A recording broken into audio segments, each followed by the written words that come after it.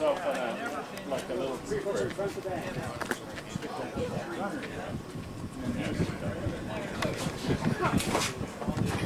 Hey, come take a picture of me over here. Oh man. Look at that. Those are big tires, excuse me, man. I got 2 more, dude. Why don't I? Ready to get off? Hurry up. Megan? Sorry.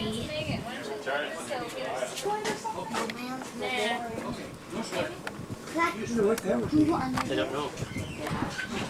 Thanks for making it fun for all of us. You have to go through the tour and have them tell you what it is. Okay, don't drop on us. Videotape those missiles. They're cool. Bombs away. Yeah, take a picture of those missiles. Dropping ladders. I did. How much? I did too. How much damage would the ladders do? You need a long ladder. That's funny. The ladders do. Now here's something interesting. Yeah? You see that bomb there? Yeah. Each one of these would hold all sorts of bombs. So they're I'm freezing. look at the guns. 50 calibers. You see in the back? There's 50 calibers all around this thing. Look out, man. Don't shoot.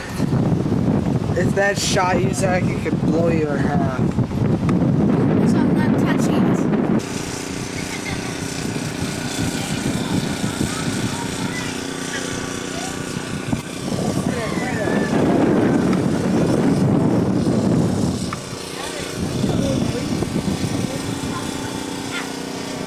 Go to the flight deck.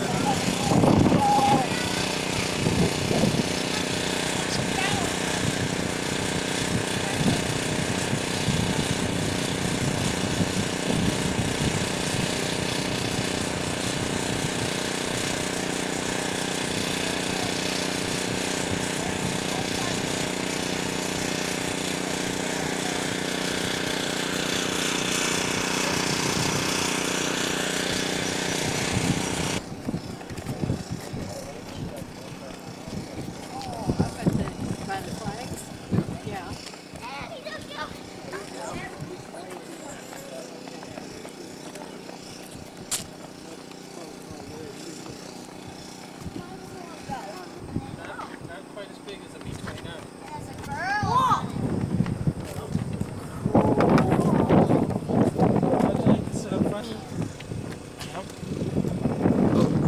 Is that a 50 caliber? I think they are, yes. I'll be right back. Chance, would you watch these two?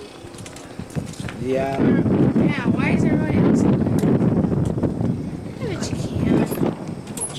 Why is there over here? Want me to take a picture? Sure. You guys will make me tell you now.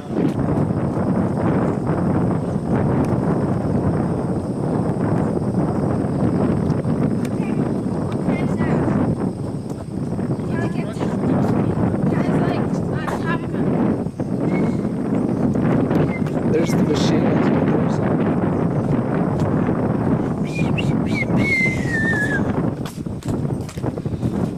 Do you know what that is? Don't shoot. I bet it gets hot in here. It scares me. Just look in there. What if all of a sudden the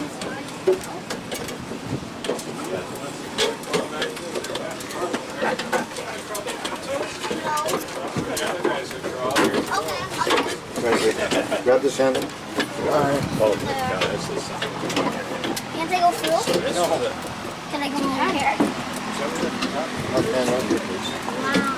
This is what everybody's This was doing all a their site life. deal. It had to be because it's in a sealed area. Oh, okay. See, you couldn't have Damn, people- pressurized. Uh-oh, we're gonna just squish. Where am I supposed to go? I guess I'm gonna have to go in the tunnel. Gene, how many more do you have? Gene. Three, I can't take it. Okay, there's like a space. Wait a minute, hold up a I minute. could like. Want to keep that fan going.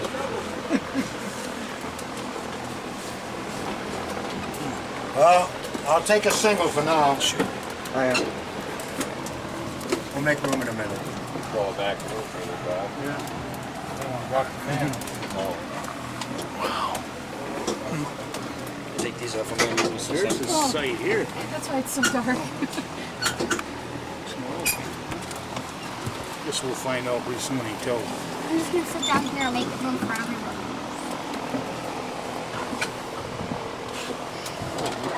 Make sure you get the finance points. See what you have up there. Okay. I'd like to explain something about the position that you're in right now. It seems very spacious. In reality, it was very confined because this is where the upper gun turret was.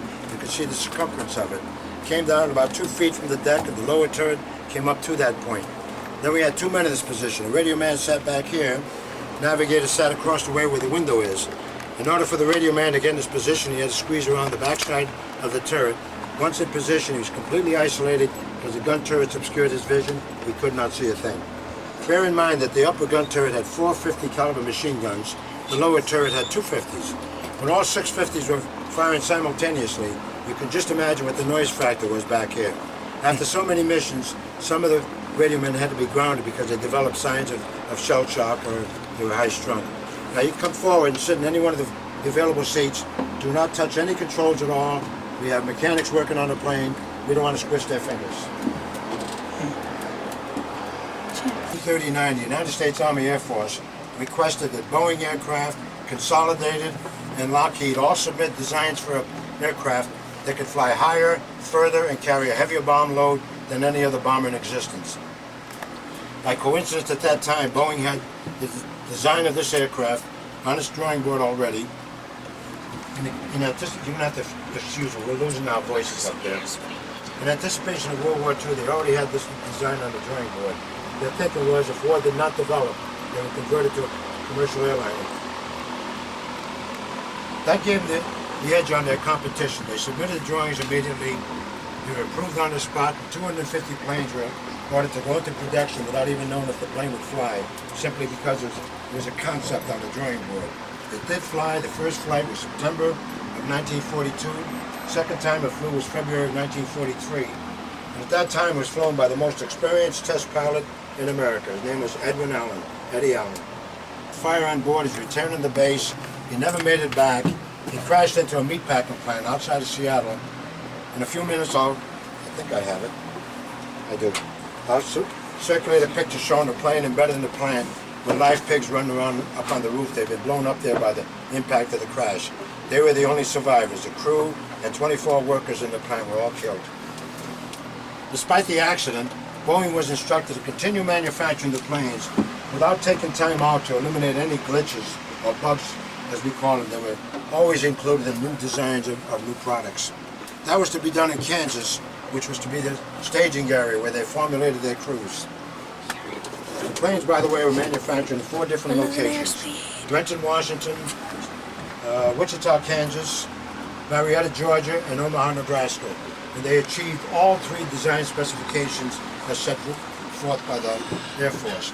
They could fly higher, further, and carry a heavier bomb load than any other bomber at that time. They carried up to 20,000 pounds of bombs in comparison to 8,000 aboard the B-24. That was the closest thing to it.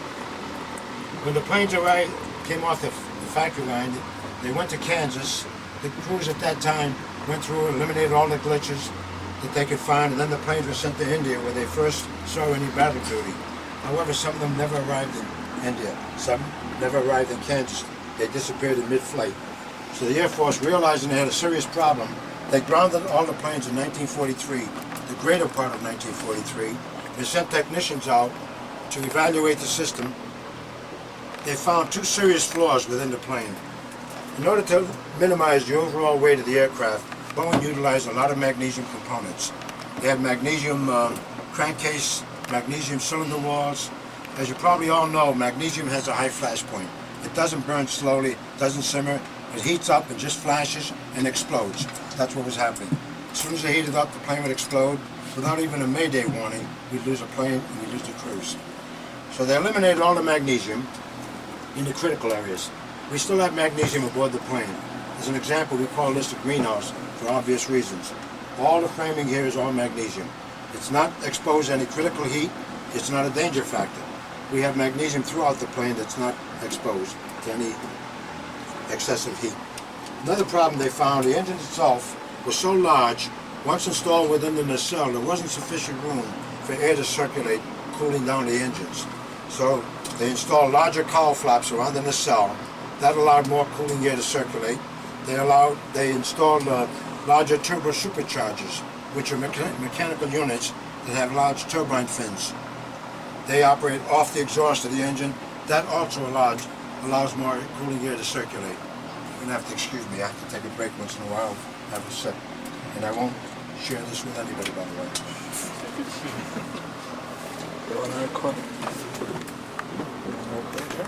They also put in larger oil coolers, which allowed more oil to be transferred to the engine, helped cooling it down. That alleviated the problem to a certain degree, but never eliminated it. I was on site planning working all in World War II with these planes. I can remember planes in the head-off mode, taxiing down the runway. All of a sudden you see some smoke emanating from the engine. The pilot, seeing that, knew he had a problem. He would abort his mission, veer off the runway. If he didn't clear the runway, there's a plane 45 seconds behind him with a full bomb load. And you can just imagine what happens if those two planes collided. I saw two such collisions. I lost two very good friends on one of them. It wasn't a pretty sight to see. Despite those problems, though, the plane came through with 4 radical innovations in aircraft design and construction. The first one being, it was the first plane that was ever pressurized. We could pressurize the flight deck here, the midsection where the gunners or scanners sat, and the tail position. Once pressurized, the tail gunner could not leave his position. He was sealed in. We could travel back and forth through the plane whenever we wanted to. However, you're told to stay in your position, get your seatbelt engaged, and the plane was under pressure. Simply because if there was ever a perforation when the plane was pressurized, you became a human projectile. You'll be projected forward at the speed of 250 miles per minute, which translates out to 15,000 miles an hour. You stood no chance whatsoever of survival. So as I said, we were all kids in those days, told to stay in their seat with the seatbelts on. However, on long missions, some of the missions were up to 20 hours long. The longest mission in World War II was out of Ceylon, which is off the coast of India, now Sri Lanka, down to Palembang, off the coast of Jakarta in Indonesia. That was a 3,900 mile round trip, about a 20-hour flight. When you're flying that long, you need rest. You have an engine? Oh, there's an engine down below. Oh, I haven't flown for a long time. I think I had a heart attack. Oh, that'll do it. That'll fix it, yeah. Now, I used to be a pilot of Pipers Smalls. and Cessnas. Yeah, that's what I flew. But I have flown this plane. They let me fly it.